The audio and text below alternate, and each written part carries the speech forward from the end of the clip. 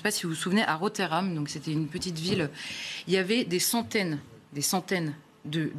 petites filles, de 10 ans à 15 ans, qui avaient été violées pendant des années par un gang de personnes d'origine pakistanais ou d'origine pakistanaise.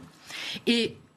quand le scandale a explosé, une enquête a été menée. D'ailleurs, c'est arrivé ensuite dans plusieurs autres villes en Angleterre, mais dans cette ville, je suis certaine, l'enquête a été menée auprès des services sociaux, auprès des policiers, qui avaient eu des informations, des témoignages, des plaintes de ces gamines. Et dans plusieurs cas,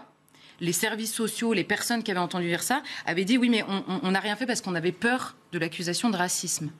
Donc la peur de l'accusation de racisme, parce qu'évidemment on n'est jamais sûr quand c'est un témoignage, quand c'est une plainte, est-ce que c'est vrai, est-ce que la peur de l'accusation de racisme avait prolongé l'existence de ce gang qui violait des gamines. Donc on se dit, il y a peut-être des gamines qui sont violées par un gang, mais j'ai trop peur de me faire accuser de racisme. Voilà le